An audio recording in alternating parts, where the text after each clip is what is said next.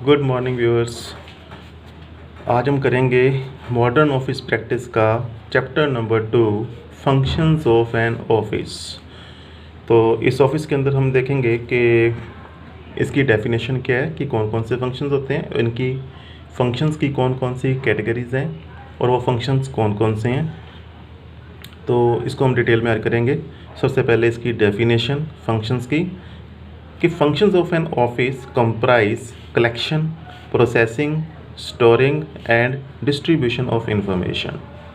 ये हमने पहले भी कहा है कि कोई भी जो ऑफिस होता है उसको हम एक तरह का इंफॉर्मेशन सेंटर मान के चलते हैं, कि उसी ने सारी तरह की इंफॉर्मेशन कलेक्ट करनी है, उन्हीं को प्रोसेस करना है, स्टोर करना है और ज़रूरत पड़ने पे डिस्ट्रीब्यूट करना है। तो यह काम जो है बार बार हमारे सिलेबस के अंदर कहीं ना कहीं आता रहेगा। तो अगेन इसको देखते हैं हम कि किसी ऑफिस के फंक्शन के हैं, कि वो उसमें कंप्राइज क्या करते हैं, उसके अंदर क्या क्या आता है। कलेक्शन करनी, प्रोसेसिंग करनी, स्टोर करना एंड डिस्ट्रीब्यूट करना इंफॉर्मेशन को। तो यहाँ पे हमने ये भी देखना है कि सिर्फ ये काम करना ही इतना सफिशेंट नहीं है, हमें उसमें ये देखना है कि हाउ क्विकली वो इन्फॉर्मेशन को रिसीव करता है और हाउ क्विकली प्रोसेस करके दोबारा डिस्ट्रीब्यूट करता है। So, however, the efficiency of an office depends upon degree of promptness in supplying the information, कि कितनी जल्दी वो इन्फॉर्मेशन सप्लाई करता है, उसके बेस के ऊपर पता लगता है कि कोई भी ऑफिस कितना एफिशिएंट है। तो क्विकनेस या promptness of information it becomes more important in changing world of production and marketing. तो ये बहुत ज़्यादा ज़रूरी होता है आजकल, इतनी ज़्यादा मतलब जो वर्ल्ड चेंज हो रहा है प्रोडक्शन का, कि मैक्सिमम एफर्ट्स हम कर रहे हैं कि हाई लेवल की प्रोडक्शन हो, मार्केटिंग के टेक्निक्स लगातार चेंज हो रही हैं। तो उसके लिए हमें बड़ी ही क्विक इन्फॉर्मेशन चाहिए अगर आपने मार्केट के अंदर सर्वाइव करना है। तो अब हम इसको डिटेल में देखते हैं कि कौन कौन से वो इसके ऐसे फंक्शंस हैं। पहले इसको चार्ट फॉर्म में हमने यहाँ पे देखा है कि फंक्शंस ऑफ एन ऑफिस क्या है। इसको हम 2 कैटेगरीज के अंदर डिवाइड करेंगे, प्राइमरी एंड सेकेंडरी।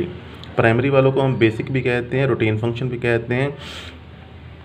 और इन फंक्शंस के अंदर क्या क्या आ जाएगा, वही सारी जो हमने डेफिनेशन के अंदर पढ़ा है, कि रिसीव करना इन्फॉर्मेशन को, उसका रिकॉर्ड बना के रखना, उसको प्रोसेस करना, स्टोर करना और ज़रूरत पड़ने पे उसको सप्लाई करना। ठीक है। तो उसके बाद सेकेंडरी फंक्शंस को हम 2 फर्दर पार्ट्स के अंदर डिवाइड कर लेंगे, कि उसके एडमिनिस्ट्रेटिव फंक्शंस कौन से हैं और अदर सब्सिडरी फंक्शंस कौन से हैं। जो एडमिनिस्ट्रेशन लेवल के जो फंक्शंस हैं इसको हम शॉर्ट में पोस्ट कोर भी कहते हैं। पी का मतलब प्लानिंग, ओ का मतलब ऑर्गेनाइजिंग, स्टाफिंग, डी का मतलब डायरेक्टिंग, क्या बन गया पोस्ट, फिर आगे मोटिवेट करना, कोऑर्डिनेटिंग एंड कंट्रोल। बाकी जो इधर सब्सिडरी फंक्शंस हैं, कि इसके अलावा जो और इसके फंक्शंस कौन कौन से ऑफिस के, उसमें हम देखेंगे कि किस तरह से उन्होंने कोई जो मशीनरी या कोई अप्लाइंसेस ख़रीदने हैं उनकी कैसे सिलेक्शन करनी है, कैसे परचेज़ करनी है। फिर सेफ़ गार्डिंग द एजेट्स की हमने सेफ़ गार्ड कैसे करना है। पर्सनल फंक्शन के जो पर्सनस की सिलेक्शन करना, रिक्रूटमेंट करना, स्टाफिंग करना, उनके फंक्शंस कैसे करने हैं। पब्लिक रिलेशन के इंटरनली और एक्सटर्नली कैसे गुड रिलेशंस बना के रखने हैं। डिज़ाइनिंग द वेरियस फॉर्म्स, ये बड़ा इंपॉर्टेंट फंक्शन है, चाहे आप इसको फर्स्ट नंबर पे लिख सकते हो, कि ऑर्गेनाइजेशन के अंदर कौन कौन से डिफरेंट टाइप के फॉर्म्स हैं, उनकी हम डिज़ाइनिंग अपने आप कर सकते हैं, ताकि जो रिक्वायर्ड इन्फॉर्मेशन है हमें उसको एक ही जगह के अंदर कम एफर्ट्स के अंदर उसको हम प्रोसेस कर सकें। कॉस्ट कंट्रोल, और कॉस्ट कंट्रोल करने के लिए लगातार उसको एक एफ़र्ट्स करने पड़ते हैं, कि ताकि उनकी जो प्रोडक्ट है कम कॉस्ट के ऊपर तैयार हो जाए और मार्केट के अंदर वो बड़ी इजीली बिक सके। इसके आगे हमारे पास आ गया, अब हमने एक्सप्लेन करना है 1 बाय 1 सारे फंक्शंस को। तो पहला फंक्शन इसमें आ जाता है हमारे पास, explain some primary functions. Primary function हमने देखा था पहले कि इन्फॉर्मेशन से रिलेटेड थे, कलेक्ट करना, प्रोसेस करना, स्टोर करना और उनको डिस्ट्रीब्यूट करना। अब हम इसके बारे में एक एक पैराग्राफ के अंदर पढ़ेंगे कि पहला फंक्शन जो है to receive and collect information, कि ऑफिस ने रिसीव करनी इन्फॉर्मेशन फ्रॉम इनसाइड, जो अपने उसके आपके डिपार्टमेंट्स हैं, एंड आउटसाइड पार्टीज़, चाहे वो गवर्नमेंट अथॉरिटीज़ हैं, चाहे कस्टमर्स हैं, चाहे वो कोई हमारी आम जनरल पब्लिक है। तो उनसे इन्फॉर्मेशन लेनी है। किस तरह की इन्फॉर्मेशन आनी है कि जो कोई उनके ऑर्डर्स आ रहे हैं, जो उनकी कोई इंक्वायरीज़ आ रही हैं, जो उनकी कोई कंप्लेंट्स आ रही हैं, कोई उनके सर्कुलर्स आ रहे हैं सरकार के, या कोई और रिपोर्ट्स वगैरह जो हमें मिल रही हैं। तो ये जो सारी इन्फॉर्मेशन है कुछ ओरल फॉर्म में होती है, कुछ रिटर्न फॉर्म के अंदर आती है। तो ये सारी इन्फॉर्मेशन को रिसीव करना और कलेक्ट कर लेना। अब सेकंड नंबर पे हमने to prepare record of information. तो मैंने ऊपर पहले बताया कि इन्फॉर्मेशन हमें रिटर्न फॉर्म में भी मिलती है, ओरल फॉर्म में भी मिलती है, कोई अदर फॉर्म में भी मिलती है। तो उन सारी इन्फॉर्मेशन को एक ऐसे रिटर्न फॉर्म के अंदर कन्वर्ट कर लेना सभी इन्फॉर्मेशंस को, ताकि हम ज़रूरत पड़ने पे जब मर्जी उसको देख सकें। So information obtained is either oral or written, so record should be retained in the written form for any further reference, कि जब भी दोबारा कभी हमें ज़रूरत पड़ जाए रेफरेंस करने की तो हम उसको देख सकें। अगर हमारे पास रिटर्न रिकॉर्ड होएगा तो उसको हम बड़ी आसानी से देख सकते हैं। ठीक है, तो और ये जो रिकॉर्ड्स हैं फिर हमने कई सालों तक उनको संभाल के रखना होता है अकॉर्डिंग टू देयर इम्पोर्टेंस। कुछ रिकॉर्ड्स को हम सिर्फ 1 ईयर के लिए संभाल के रखते हैं, कईयों को हम 7 या 10 ईयर्स के लिए भी संभाल के रखते हैं। उसके बाद तीसरा स्टेप हमारे पास आता है कि to process and arrange information, कि अब उनकी हमने प्रोसेसिंग करनी है कि इन्फॉर्मेशन जो रिसीव हुई है जिसको हमने कन्वर्ट कर लिया रिटर्न फॉर्म के अंदर, कि वो ये हो सकता है कि एज सच जो है हमारे लिए यूज़फुल ना हो, तो उसको हम इस फॉर्म के अंदर कन्वर्ट करेंगे ताकि उसको पढ़ने वाला जो हमारा ऑफिसर है एकदम से उसको समझ सके कि इसका ऊपर हमने क्या एक्शन लेना है। So it should be rearranged in the charts statements according to our needs.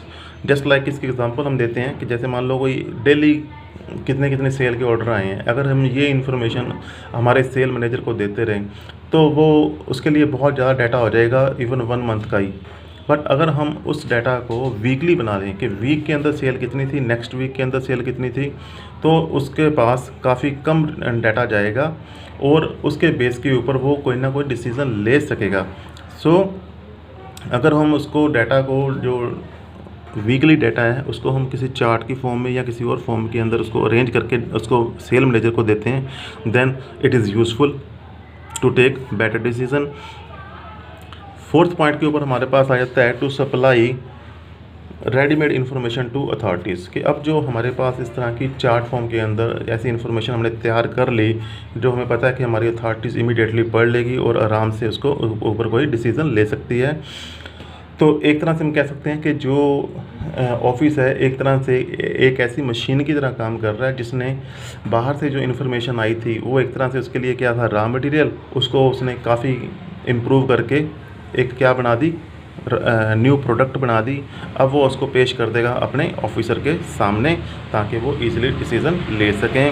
तो इसमें मैंने क्या लिखा है कि office act as a machine which receive raw material, जिसने रॉ मटेरियल किस फॉर्म में लिया है कि जो बाहर से लेटर, ऑर्डर, कंप्लेंट्स, इंक्वायरीज, कोई भी जो फ़ोन कॉल्स आई थी और उनको कन्वर्ट कर दिया उसने फिनिश्ड प्रोडक्ट्स के अंदर, कि पहले रिटर्न फॉर्म के अंदर कन्वर्ट किया, उसके अंदर उसने बाद में उसने चार्ट या स्टेटमेंट्स फॉर्म में कन्वर्ट कर दिया। जब अब वो जो चीज़ें हैं ईजी हो गई to understand and helpful in taking the right decisions. So it is the all these for all primary functions of an office. अब हम दूसरे नंबर पे करेंगे कि इसके एडमिनिस्ट्रेटिव फंक्शंस, जो मैंने पहले कहा था कि अब शॉर्ट में याद कर लो पोस्ट कोर। पोस्ट कोर के मतलब क्या हो गया, प्लानिंग, ऑर्गेनाइजिंग, स्टाफिंग। तो यहाँ पे हम देखते हैं administrative functions of an office. तो पहला क्या है, प्लानिंग। प्लानिंग का मतलब क्या होता है कि ऑलरेडी एक ऐसा कोर्स ऑफ एक्शन सोच के रखना कि मैंने आगे करना क्या है। ठीक है, कि जो एक्चुअल एक्टिविटी करने से पहले ही उसकी एक प्लानिंग करना, उसका कोर्स ऑफ एक्शन डिसाइड कर लेना। ठीक है, तो उसको कहते हैं प्लानिंग। तो it is a course of action decided prior to actual activity, actual activity से पहले ही सोच लेना। सो उसको हम कहते हैं प्लानिंग। सो क्यों करते हैं planning, so as to achieve desired goal. दूसरा आ जाएगा ऑर्गेनाइजेशन। ऑर्गेनाइजेशन के मतलब नाम से क्या है कि उसको ऑर्गेनाइज करना। इसके अंदर हम क्या करेंगे कि जितनी भी हमारे ऑफिस की, हमारे बिजनेस की जितनी भी एक्टिविटीज़ हैं पहले उसकी ग्रुपिंग करेंगे। ठीक है, कि कौन कौन सी तरह की एक्टिविटीज़ हैं, फिर उसके अंदर हम उन एक्टिविटी के अकॉर्डिंग हम पर्सनस की ड्यूटीज़ फिक्स करेंगे, उनकी रिस्पॉन्सिबिलिटीज़ फिक्स करेंगे। फिर कहने का मतलब उनको पर्सनस को लगा देंगे कि आपकी एक्टिविटी ये करनी है, आपने ये एक्टिविटी करनी है, आपने ये रिस्पॉन्सिबिलिटी है। तीसरे नंबर पे फिर उसको हम प्रोवाइड करेंगे फैसिलिटीज़ कि अब जाके आप काम करो। और तीसरे नंबर पे क्या है कि इन सारे ऑर्गेनाइजेशन के लिए हमें क्या चाहिए, स्टाफ। तो स्टाफिंग के लिए हमें क्या करना पड़ेगा कि प्रॉपर एक रिक्रूटमेंट चैनल बनाना पड़ेगा, सिलेक्शन करनी पड़ेगी। जो योग्य उम्मीदवार हैं उनको फिर हम ट्रेन करते हैं अपने बिजनेस के लिए, फिर उनकी हम रेम्यूनरेशन वगैरह डिसाइड करते हैं, ठीक है, उनको मोटिवेट वगैरह करते हैं तो एम्प्लॉयज़ को, तो उसको हम कहते हैं होल को स्टाफिंग। उसके बाद आ गया डायरेक्ट करना कि स्टाफिंग अब हो गई, पर्सन को पता लग गया ड्यूटीज़ कौन सी हैं, अब उनको हमने डायरेक्ट करना है कि किस तरह से आप काम करो, ठीक है। तो वो डायरेक्टिंग का मतलब क्या होता है, इशूइंग द इंस्ट्रक्शंस।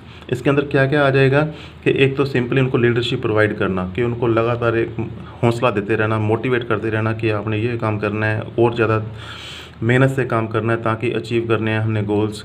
दूसरा कम्युनिकेशन कि जिस तरह की ऊपर से कोई लेटर्स वगैरह आती हैं उनको साथ के साथ इन्फॉर्मेशन देते रहना। फिर सुपरविज़न कि लगातार उनके काम की सुपरविज़न करते रहना कि वो क्या जो उनकी एक्चुअल परफॉर्मेंस है और हमारे जो स्टैंडर्ड्स हैं उनके साथ में वो मैचिंग हो जाएगी या कोई डेविएशन आ जाएगी, ठीक है। उसके बाद हमारे पास लास्ट इसमें आ जाता है मोटिवेशन कि पर्सन्स को लगातार मोटिवेट करना पड़ता है एम्प्लॉयज़ को ताकि वो गोल को हम इजीली अचीव कर सकें। वो किस तरह से मोटिवेट करते हैं, या तो उनको एक्स्ट्रा इंसेंटिव दे के कि जैसे मैं किसी एम्प्लॉय को कहता हूँ कि आप ऑफिस टाइम के बाद भी अगर 1 घंटा काम करते हो तो आपको एक्स्ट्रा पैसे उसके मिलेंगे, या केयरिंग ऑफ एम्प्लॉयज़ कि एम्प्लॉयज़ की केयर करना के साथ में हम ध्यान रखें कि अगर किसी की सेहत ख़राब है तो उसको हम छुट्टी दे दें, या उसकी फैमिली की भी हम थोड़ा सा ध्यान रखें कि अगर फैमिली उसकी ट्रबल है कोई, तो अगर हम उसको ऐसे उसकी फैमिली की हेल्प करेंगे दैन वो एम्प्लॉय हमारा बहुत ज़्यादा लॉयल हो जाता है और बड़ा मन लगा के काम करता है। उसको पता है कि मेरी फैमिली की केयर करने के लिए मेरा सारा बिजनेस साथ में खड़ा है। इसी तरह से तीसरा स्टेप आ जाता है यूज़ ऑफ पावर और फोर्स कि मान लो कुछ एम्प्लॉयज़ ऐसे होते हैं जो कि परवाह नहीं करते अपने ऑफिसर्स की, तो उनके लिए कई बार कोई पावर या फोर्स थोड़ा सा फोर्सफुली काम लेना पड़ता है। तो इस तरह से हमने उसको क्या करना है, मोटिवेट। देयर आफ्टर अब हमारे पास आ जाता है इसमें कोऑर्डिनेशन। कोऑर्डिनेशन का मतलब है कि एक बैलेंस बना के रखना एम्प्लॉयज़ के बीच में और उनको सूटेबल एलोकेशन ऑफ वर्क करके कि जो भी हमारे इतने इतने अलग अलग डिपार्टमेंट्स हैं कि ऐसा ना हो कि एक एम्प्लॉय के ऊपर ज़्यादा बर्डन आ जाए, तो उसको हमने सूटेबल एलोकेशन करनी है वर्क की। साथ में कोऑर्डिनेशन का मतलब हमने ये लेके चलना है कि जितने भी एक ऑफिस के आगे डिपार्टमेंट्स हैं, कोई सेल डिपार्टमेंट, परचेज डिपार्टमेंट या अकाउंट डिपार्टमेंट, प्रोडक्शन डिपार्टमेंट, उन सभी की आपस में कोऑर्डिनेशन करना कि जो सेल वाला डिपार्टमेंट है वो आगे डाटा देगा उसको प्रोडक्शन वाले को, हाँ भी इतनी इतनी सेल हो रही है आप और प्रोडक्शन करो। प्रोडक्शन वाला डिपार्टमेंट आगे जाके उसको परचेज़ वाले को कहेगा कि हाँ हमने इतनी ज़्यादा प्रोडक्शन करनी है, आप हमें और सामान ला के दो। इसी तरह से उन्होंने ऑफिस को भी कहना है कि हमें और मशीनरी चाहिए एक्स्ट्रा, हमने कोई और स्टोर चाहिए। तो इस तरह से आपस में उनकी क्या कोऑर्डिनेशन से काम चलेगा। उसके बाद आ जाएगा कंट्रोलिंग। कंट्रोलिंग का मतलब होता है, मैंने पहले भी ये किया था पिछले लेसन में, कि पहले एक स्टैंडर्ड जो फिक्स किए होते हैं उन स्टैंडर्ड्स फिर हम देखते हैं कि टू कंपेयर करना performance with set standards, find variations and take corrective action. कि हमने देखा है कि एक अगर हम स्टैंडर्ड फिक्स करते हैं किसी एम्प्लॉय के लिए कि आपने 100 यूनिट्स तैयार करने हैं एक दिन के अंदर, बट वो 90 यूनिट बना रहा है, हम कहेंगे कि उसके जो एक्चुअल परफॉर्मेंस है 90 है, सेट स्टैंडर्ड 100 थे, तो उसमें वेरिएशन कितनी आ गई 10 की। फिर हम उस वेरिएशन को दूर करने के लिए करेक्टिव एक्शन लेंगे कि इसको चेक करके कि हाँ अभी कहाँ पे कोई दिक्कत रह गई है, कि कोई पावर की सप्लाई नहीं आ रही थी, या मशीनरी ख़राब हो गई थी, या एम्प्लॉय की तबीयत ख़राब हो गई थी, तो उसके अकॉर्डिंग हम उसके करेक्टिव एक्शंस लेते हैं। तो ये सारे थे उसके एडमिनिस्ट्रेटिव फंक्शंस जो कि सेकेंडरी फंक्शन है सारे उसके। अब अगर हम इसमें नेक्स्ट लास्ट इसका टॉपिक है, इसमें हम देखेंगे explain other subsidiary functions of an office के मेन जो इसके सेकेंडरी फंक्शन थे उसके अलावा जो अदर सब्सिडियरी फंक्शंस हैं वो कौन से हैं।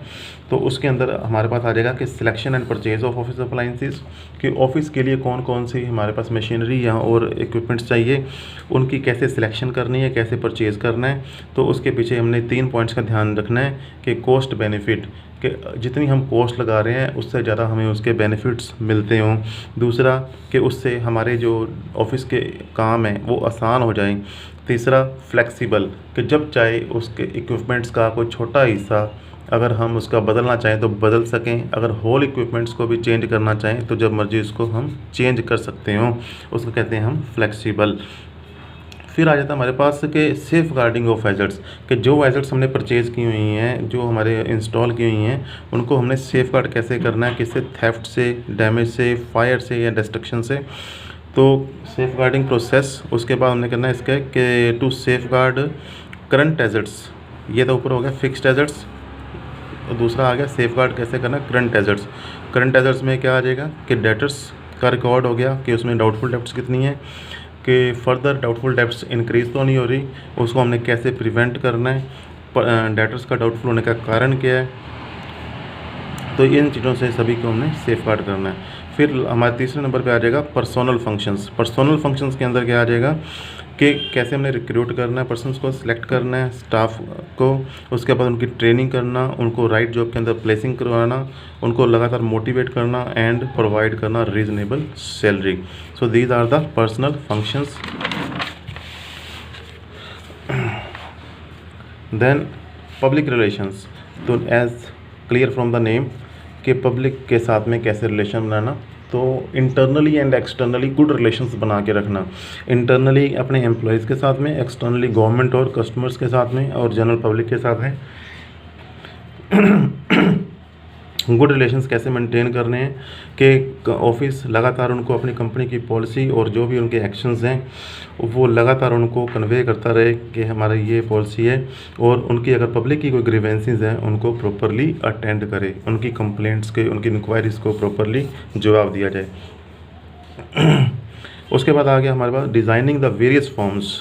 It is also one of the very very important part कि office should design printed forms या vouchers according to its own requirements, कि वो अपनी रिक्वायरमेंट्स के अकॉर्डिंग अपने वॉचर्स डिज़ाइन करें। जिस तरह के बैंक्स ने अपने अपने वॉचर्स आप डिज़ाइन किए होते हैं, उसी तरह से ये अपने वॉचर्स वगैरह या फॉर्म जो भी हैं वो डिज़ाइन करें, ताकि रिक्वायर्ड इन्फॉर्मेशन जो है सिर्फ एक प्लेस के ऊपर और कम एफर्ट्स के अंदर उसको मिल जाए, जिससे उनका क्या है टाइम भी सेव होएगा और एनर्जी भी सेव होएगी। और लास्ट पॉइंट है controlling the cost. Office should adopt latest technology to save the labour cost, कि लगातार उनको अपनी मशीनरी वगैरह चेंज करते रहना चाहिए, ताकि जो है कम टाइम के अंदर ज़्यादा प्रोडक्शन होती रहे और उससे उनकी जो लेबर की कॉस्ट है वो भी कम होती हो। ठीक है, तो ये सारे हमारे पास थे सब्सिडरी फंक्शंस। तो ये हमारा सेकंड लेसन जो इतना छोटा सा था बिल्कुल ही, कि 3 तरह के फंक्शंस हमने वो उसकी डिटेल भी कर ली हुई है। तो इसमें आपने ध्यान से इसको कॉपी पे नोट भी करना है और उसके बाद इस लेक्चर को ध्यान से सुनना है। Okay students, thank you.